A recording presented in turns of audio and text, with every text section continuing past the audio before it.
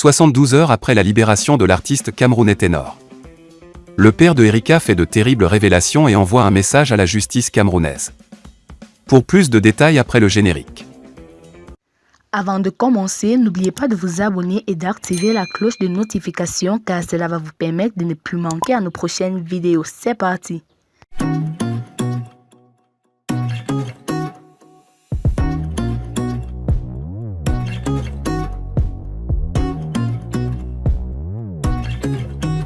Mise en liberté provisoire de l'artiste Ténor, la famille d'Erika Moulion crie à l'injustice. Depuis le début de l'affaire, le père de la jeune fille a demandé qu'on requalifie les faits. Le rappeur Ténor a obtenu une mise en liberté sous caution après plusieurs heures de débats houleux entre le soutien de l'accusé et la famille de la défunte Erika Moulion. C'était lors de l'audience qui a eu lieu ce lundi 27 septembre 2021 au tribunal de première instance de Douala-Bonanjo au Cameroun. L'audience a été renvoyée au 27 octobre 2021. Au cours des débats hier, la partie des ayants droit a évoqué le fait que le tribunal n'est pas compétent pour juger cette affaire puisqu'il s'agit d'un meurtre, a révélé la journaliste Clarence Yongo. Elle s'exprimait ce mardi 28 septembre 2021 sur les ondes d'ABK Radio.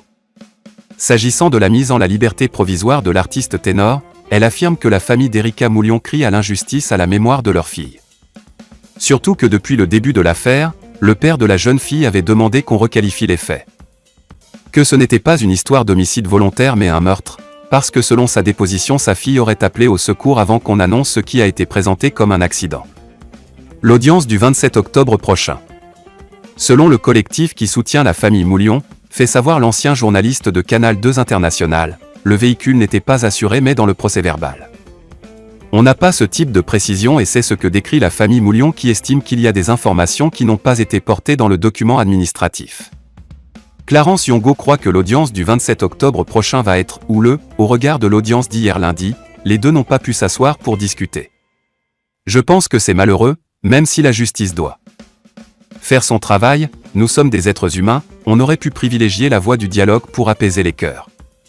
D'un côté hier la maman de Ténor a lancé « Enfin je vais bien dormir aujourd'hui », de l'autre côté c'est le père de Erika Moulion qui est sorti de la salle d'audience en colère, a conclu la promotrice de Griotte TV. Et à Manchester, ils sont pas là. PSG, nous on est PSG. Non, c'est le cas PSG. Aujourd'hui, il y en a qui disent Babo n'aime pas les doulars parce qu'il n'aime pas Alassane.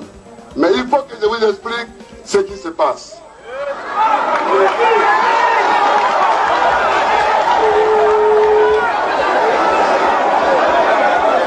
Nous avons eu